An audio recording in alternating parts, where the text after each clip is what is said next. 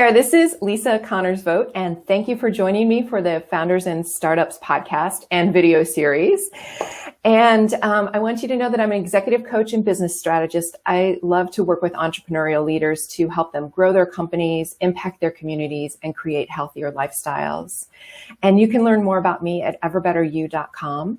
If you're listening to the audio version of this podcast, you can also check out the videos on YouTube. I've got a Founders and Startups YouTube channel, so check out the videos, or if you're watching the videos, you can also subscribe to the audio podcast on iTunes, Apple Podcasts, Stitcher, whatever your favorite place is for podcasts. So welcome. Today I'm here with Sarah Shaw, and Sarah is an amazing entrepreneur who's had multiple companies, and I've loved hearing about her journey through multiple conversations. And welcome, Sarah. Thanks so much for being here today. Oh, I'm so happy to be here with you. Awesome. Thanks. And so I'm here in Bethesda, Maryland, in my home office. And tell me where you are right now. I'm in Durango, Colorado. Durango, Colorado. Okay. Yeah. Wild, Wild West. And I see some family pictures and family stuff behind you. Tell me who's in your house. I live with my twins. They're 12 girls, finishing sixth grade next week, and myself. Awesome. I'll say it's May 8th, 2020. So we are still on lockdown and quarantining. And my husband's teleworking. Of course, I'm working mostly from home. I'm totally working from home. I don't know why I said mostly. I'm absolutely working from home. I'm getting out to go for walks and stuff like that. So I have a 21-year-old, so I'm not involved with the homeschooling, but you must be. Like, how is that changing your sort of day to day right now? It hasn't changed it too much because luckily they're pretty self-sufficient at 12.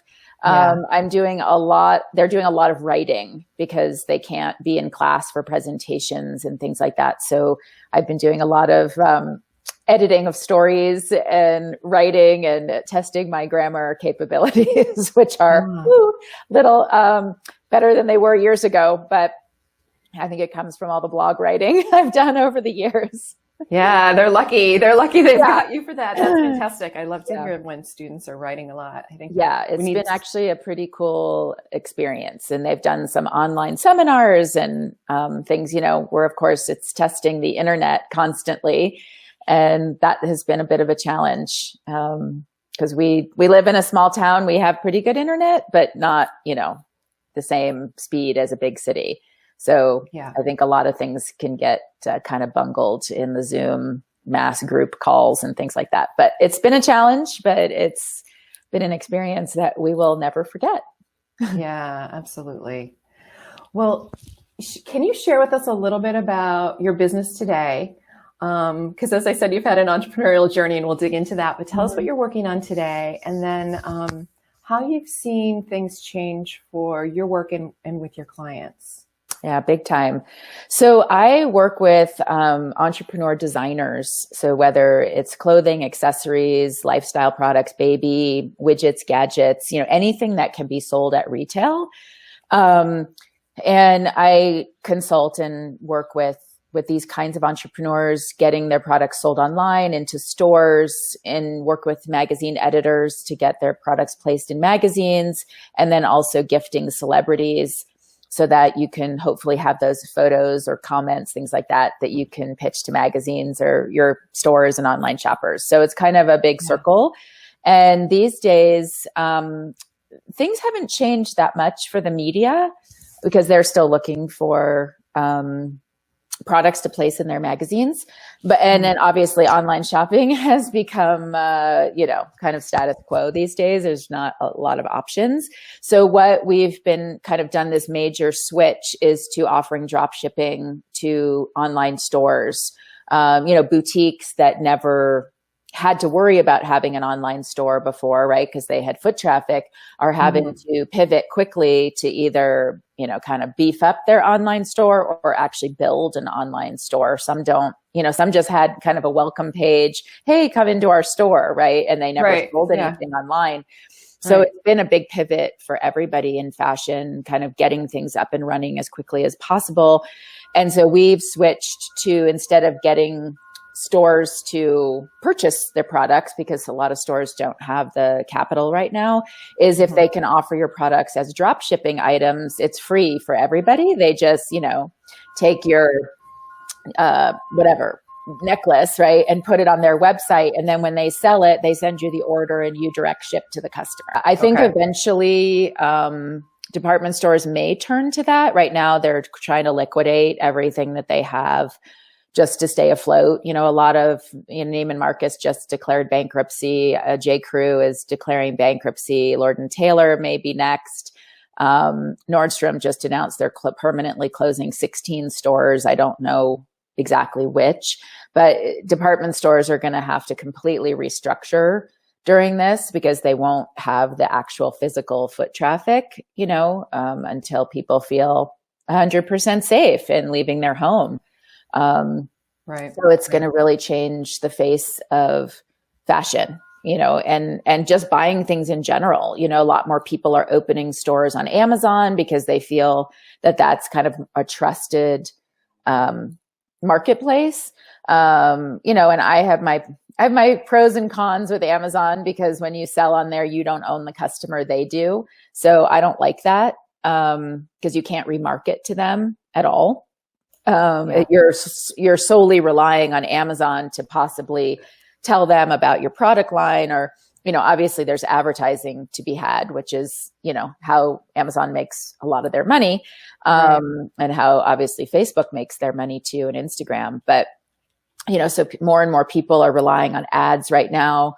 I don't usually suggest that people do ads. I usually rely on their mailing list or getting press, free editorial in magazines, gifting celebrities, because all of that's a lot less expensive. Send examples here or there, right? I mean, if your samples are reasonably priced, it's not sending a $600 coat out to everybody and their mother. But, if you make something that's, under $25 cost, that's pretty inexpensive to send to a magazine editor or to gift a celebrity, or, even if it was 100, because if you spend 100 on Facebook ads, it's, questionable of whether you'll get a return. But if the celebrity or the magazine really like it and they talk about it, that could be worth a ton of money. Yeah. Can you, with people opening up their or creating their first e-commerce stores, I think that's so interesting. I had some of my earlier guests were Mike and Pablo, who started Firefly Farms Cheese, which is in Western Maryland. And for the first time, they created an e-commerce platform, and they are shipping their cheese all over the country now, as opposed to going through distributors. And they found huge success with that immediately, changed their business, because they said that they'll continue to do that even after we're out of quarantine. I think that's such an incredible story. Are there a couple of clients or one or two clients that you can share that have done that?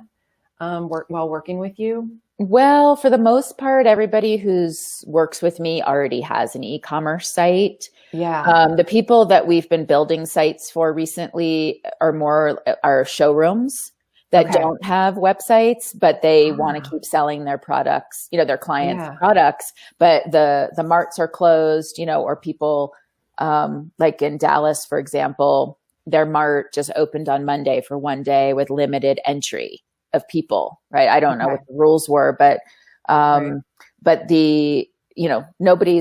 people aren't flying yet, right? People are still scared to fly. So, for normal Dallas markets, for example, or Atlanta markets, right? People normally are flocking in droves by airplane, booking hotel rooms, all of that kind of stuff. And none of that is available, or people are too afraid to do it yet. Yeah. That would be me.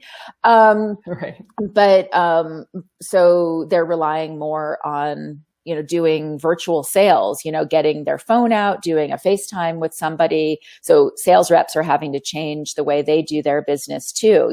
Oh, let me put on this necklace and show you. Or maybe they have, they're like a mother-daughter team or something like that, where, the daughter can model things or hold something up so you can see how big it is, right? Is it this big or this big? Holding it up to your face or your glasses, or, showing perspective to people, I think is really important, because if you show like, let's say a tote bag or something, it could be, 100 different sizes, right? And you don't know what it looks like until the person puts it on and shows you, kind of how it fits on their body. They can say I'm 5'5" and, this is how it looks on me or something. So I think there's a lot of ingenuity going on right now in how people are creating sort of extensions and different versions of their business right now. Yeah, so interesting. It's I bet people are taking lessons from those shows where we see things being sold on TV, and how are they modeling them? There's a whole science behind that. Yes, right? exactly. So, very interesting. And then in terms of the celebrity, like getting your product out to a celebrity, are you still doing that? Is that sort of business as usual for you? Are you amping that up? Yeah, we've delayed a little bit. So when Hollywood first shut down, a couple of my contacts there were like, do not call us till after Easter because they needed a few weeks to cancel everything and maybe start to look at different ways they could reschedule people, because I don't know if you've noticed, but there's a lot of new commercials on television now that are COVID related, or you can tell that they're COVID, centric in a sense, right? And they're not saying the words, but it's one person on camera, right? And so I'm not sure if they're bringing one person into a studio to shoot them that way, because obviously with a camera lens, you can be pretty far away from somebody.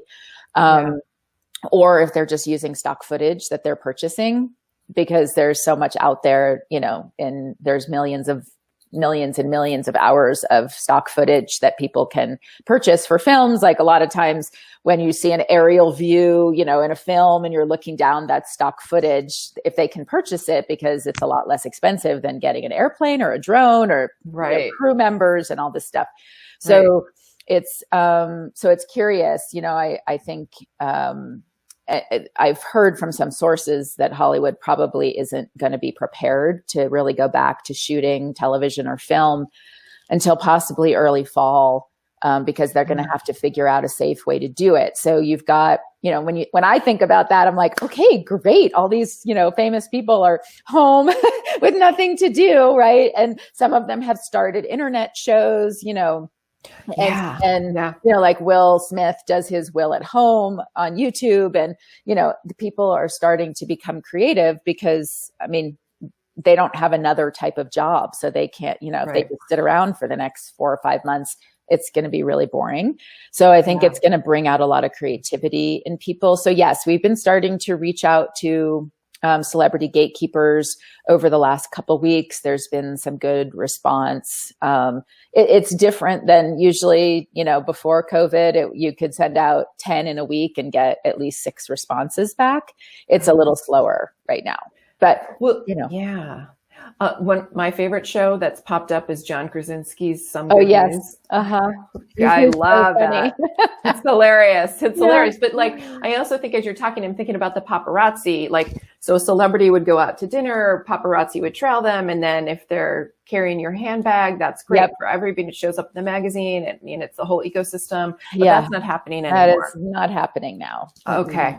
I mean, I haven't seen really, except for that Kardashian photo where Kim went out without, right? Wasn't it Kim or Khloe? I can't remember. Went out without makeup on, and everyone was like, "Oh my God, is that her?" And then of course the next day she came out all tan and beautiful in her normal, Kardashian glamour, and too funny. But she just went to go get some chips and a soda at 7-Eleven or something. I don't, it wasn't an outing or going to get their hair done, or, a lot of celebrities are like, woo, look at my gray, it's really coming out, and, I haven't gone to get my brows done or my hair cut or my facial or my Botox or whatever they're doing. Right. It's, everyone's just been at home because California is not, they're starting to slowly open, I think tomorrow, but are you going to be the guinea pig who's going to go into the hair salon or not? You're going to wait 30 days and see if anyone gets infected or dies from going in there, right? Yeah. Yeah. It's interesting how people are kind of like bragging about this is happening to me because I'm natural now, but they will be in those salons as quickly as they can. I suspect a lot of them. So if someone has a product like a necklace, like I'm looking at your necklace right now, which is beautiful. And what would what would you recommend for them right now from a business perspective that they do differently, that they think about doing if they're not already? Well, definitely, obviously selling like crazy on your own website, promoting on social media. If you can pay for some Facebook ads, getting that out there, but really trying to find boutiques that would be willing to drop ship because it's free advertising for you. Assumably they've been in business. They have a list of emails, of people who shop in their store. Unfortunately, a lot of stores, weren't capturing emails. Sometimes their point of sale, whatever they use to capture, obviously if they use PayPal, I know it takes people's emails. Sometimes with certain credit card processors, I don't know, the ones I use, I can see everybody's email and download them. But I don't, it just depends what you've been using. But, that's what I would do is go into your credit card processor, download everybody's email address and let them know that you are selling online. And then hopefully all those stores are doing the same thing. And you can advise your stores too, if stores that you want to sell to are like, oh, we don't have an online store yet, you could maybe give them some pointers and let them know, how to do that so that they can quickly get something going. Yeah, I love this with the boutiques. The process would be, I would, if I were the necklace maker, I would identify those boutiques that I'm not currently in, contact them and say, hey, if you feature my necklace on your e-commerce platform, someone places an order, I'll drop ship it. I'll send it from my home or wherever I am. Exactly. To the customer. Exactly. Yeah, right. Okay. And then you split the profits 50-50. Oh, and then they also give you the shipping cost. So you would have to let them know what your freight charges are. And then they would either add that into the cost of the product, or just charge shipping, or maybe they cover the shipping. I don't know. Okay. Oh, that's awesome. Thank you. So Sarah, what's your role like in this ecosystem? So the necklace maker would come to you and what sort of consulting do you do with them and what do you help them with? So we help with all of basically everything, either helping them get their website, kind of up to par, giving them marketing ideas. We provide, templates, the whole methodology behind either selling to stores in normal times or doing a drop ship program. Also how to sell and be creative in your marketing to your own online shoppers. And then teaching them how to pitch to magazines and how to pitch to celebrities. We supply all the templates and lists of editors and celebrities. And we probably have more than 3,000 or 4,000 stores that we give contacts for, in categories, whether it's boutiques or baby shops or salons and spas, whatever the categories are. And we provide all of that to people in this online program I teach. And then they're able to, with my assistants and live phone calls that I do each week and Facebook groups, to get as much help as they need from me so that they're doing everything correctly and feel confident. Nice. And people can learn about that at sarahshawconsulting.com. Okay. If you're watching the video, you see that across the bottom of the page right now. But if you're listening to the audio, I want you to know it's sarahshawconsulting.com. So, Sarah, how do you know all this? I know you've had this entrepreneurial journey, but can you start with that first business that you created? Maybe it was when you were 10 years old. I don't know. Yeah. But like, what's your journey been? Besides babysitting, which I was really good at as a kid. Yeah, me too. And I remember when I was 11, I was making $1 an hour, and I thought it was so much money. Me too. Me too. $1 an hour. Yeah. I had a steady gig next door. It was awesome. So the first business that I actually started was back in 1994. And I had this idea from a friend. Actually, almost all my businesses have come because somebody has challenged me to do it. And so back then I was working in the film business, doing costumes for movies. And I was working on a film and we needed some shirts made for Danny DeVito. So we were trying to buy these shirts downtown in Los Angeles in the Fabric District. And we found this brand we really wanted to use, but they didn't have his size. And we also needed like 12 or something of the exact same shirt because for stunt doubles and different things. So which I have to stop you for a second because I'm picturing Danny DeVito and he's like, how tall is he? Not that tall. Not that tall. So, okay. So he's a very particular size and that was hard to find. Okay. Yeah. So I said, oh, well, let's just call this factory and see if they can make them for us. I'd never done that before. So we finally found this factory and the designer answers the phone and he says, sure, why don't you guys come down here? And so anyway, we got the shirts made. Everything was great. And then a costume designer friend was building a huge opera in LA. And she said, hey, do you know anyone who could sew all these costumes for me? I was like, yes, I do. So I connected her to my friend, this new friend, right? Yeah. So he made her all these clothes. Then another costume designer friend of hers was doing a movie, which turned out to be Forrest Gump, but nobody knew at the time. Wow, that's amazing. And said, hey, I need to get all these Chinese coolie costumes for the rice paddy scene made. Do you know somebody who could help? So my friend calls me and then I connect her again to my designer friend, my new friend. Yeah. So after I sent him these 2 movies, he calls me up and he's like, hey, this could be a business. Like, why don't you go get movies and bring them to me? I'll make all the clothes and we'll split the profits 50-50. And he sent me a nice commission for this Forrest Gump job. Lovely. Yeah. So I was like, okay, sure.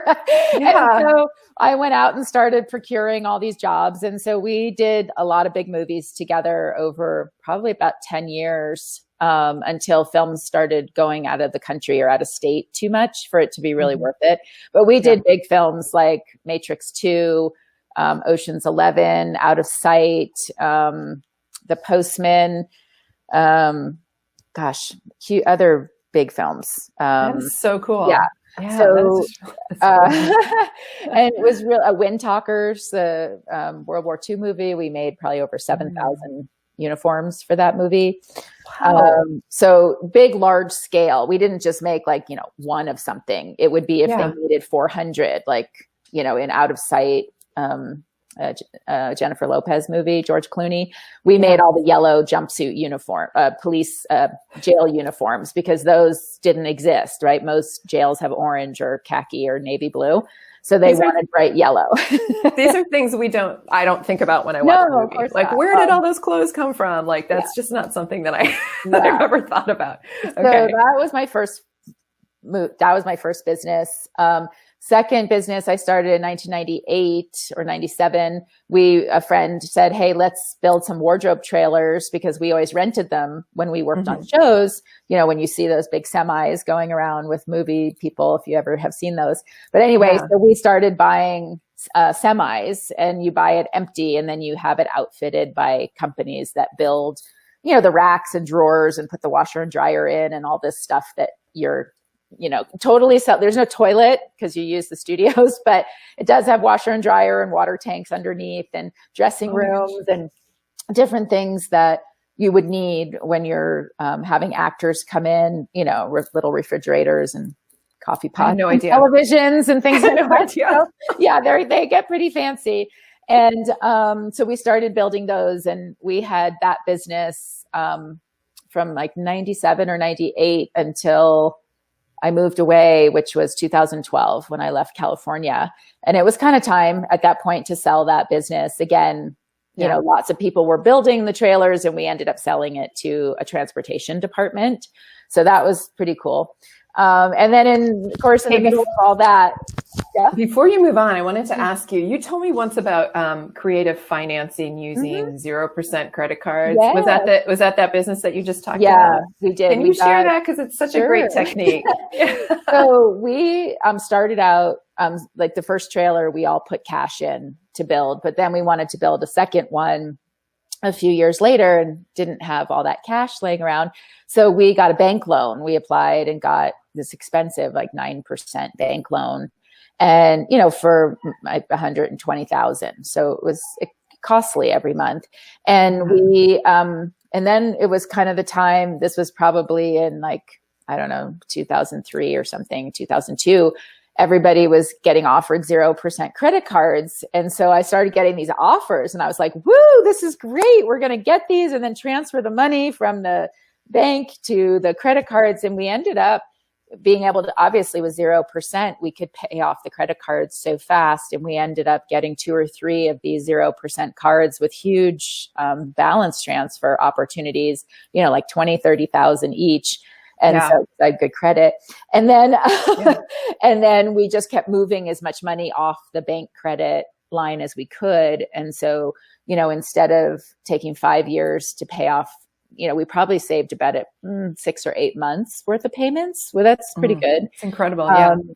And so, it would take us like 4 to 5 years to pay off each trailer. So till we started making full profits on it. I mean, we didn't have to use all the money every month. We could take some distributions from it, but until we could take full distributions, it was about 5 years.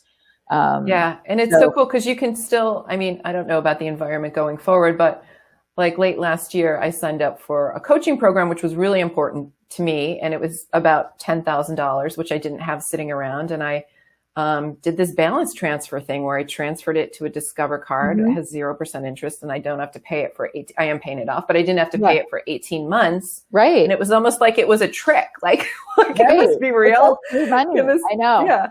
Yeah. So, I mean, that's been fantastic. And, I think you do have to have good credit to get those offers. Yes. But if you are getting the offers and you need a credit line, why not do that? So, yeah. Better than taking a second mortgage on your house and paying interest. Yeah. Because we considered that, but then I was like, "Ooh, we just got all these offers."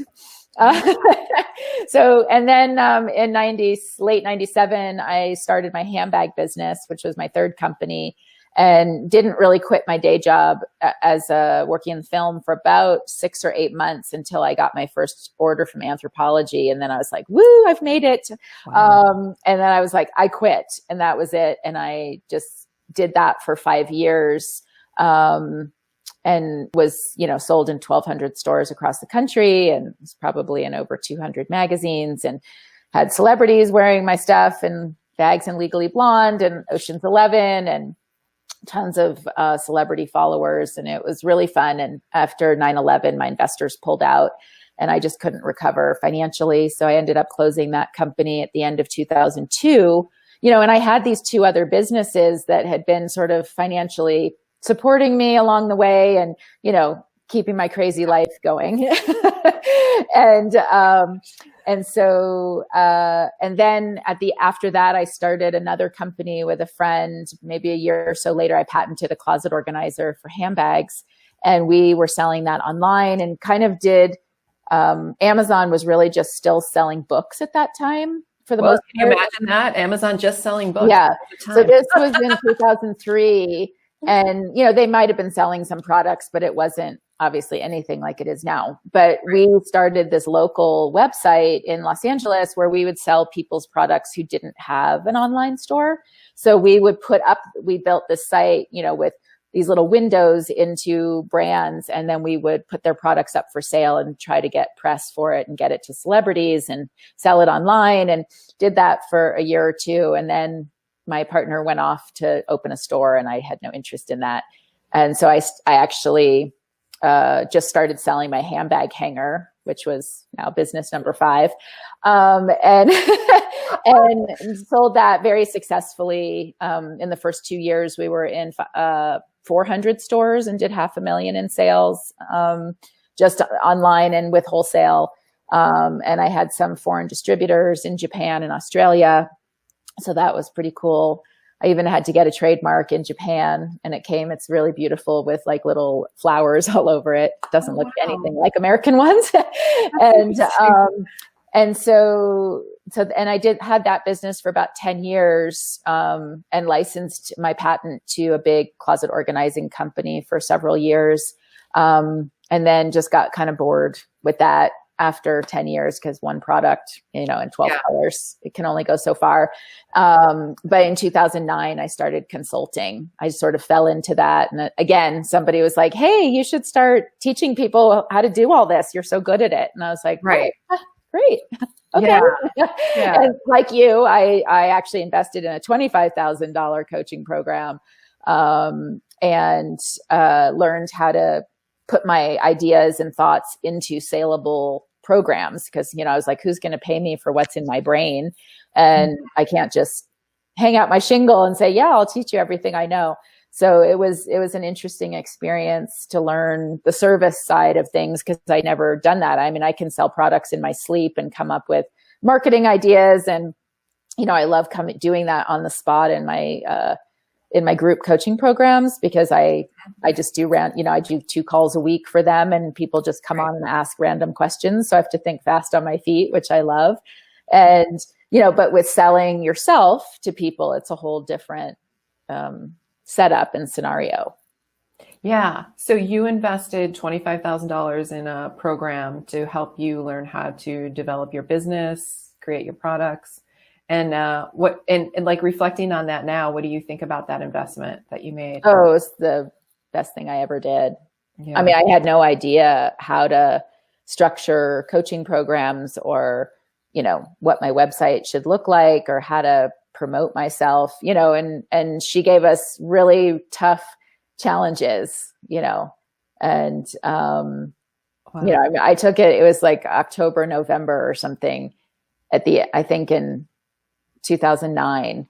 And in December, she made me launch. She's like, December is the best month to launch. And I had to choose a dollar value of what I was going to make that month. And I came really close. It was a big, big number. And, she was like all the way, okay, do this next. Now do this, what's the next strategy? Wow. And it was pretty empowering, and then by January I was off and running on my own. Oh, that's so cool. And people can work with you to understand all that now. Oh, totally. And their products, like after this whole journey. Yeah.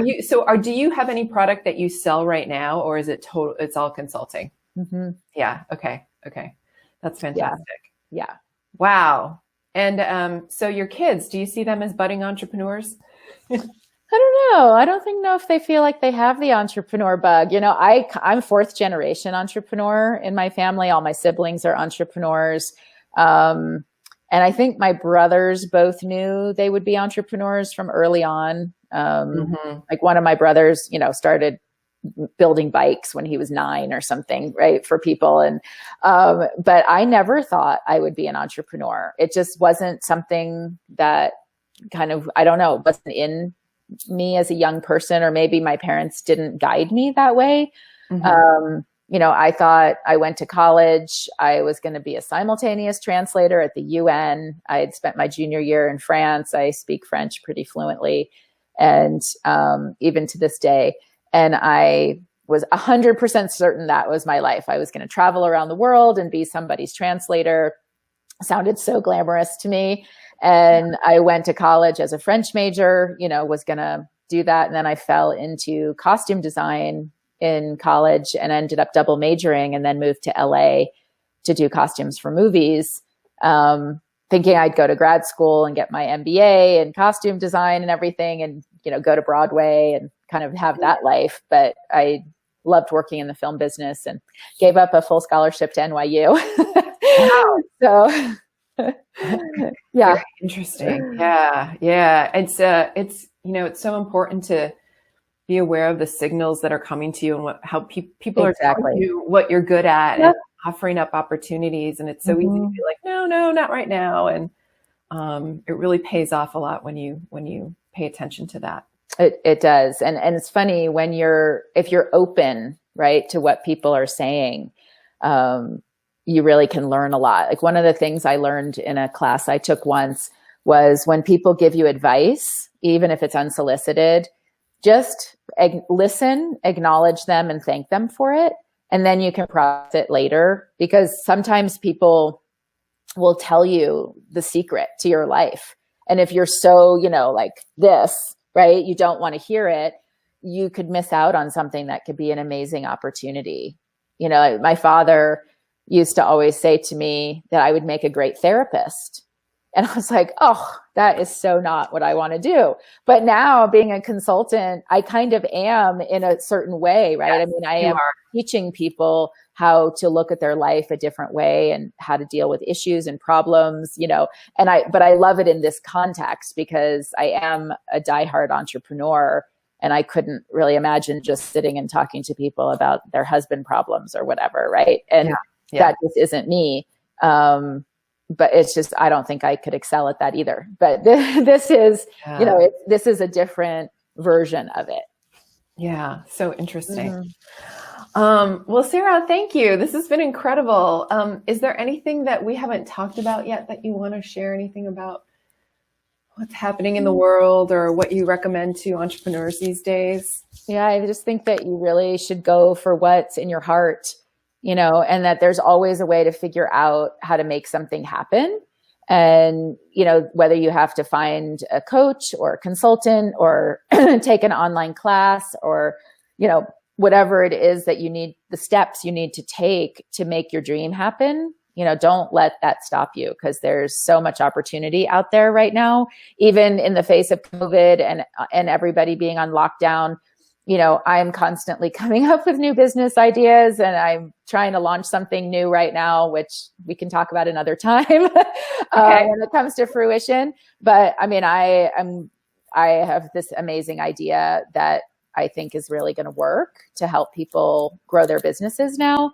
And I'm in the process of testing it. And, you know, it's innovation is always going to win. And you want to constantly innovate and be reinventing yourself so that you feel awesome and want to get up in the morning and like, let's go, right? Because it's the worst feeling and you're like, oh God, I got to sell my stuff again today, right? I mean, if that's how you feel, then you're not being creative or doing things that inspire you. And if you're not your own self, it's hard to ask other people to be. So, you know, get inspired and really take the time to think about what makes you feel good and what makes you want to hop out of bed in the morning. You inspire me. Thank you so much for saying all that. That's fantastic. I love that. Well, and again, people can find more about you and your services at sarahshawconsulting.com. And Sarah, I wish you and your family well, stay healthy, and I look forward to talking to you again soon. Same to you. Thanks for having me. Thanks.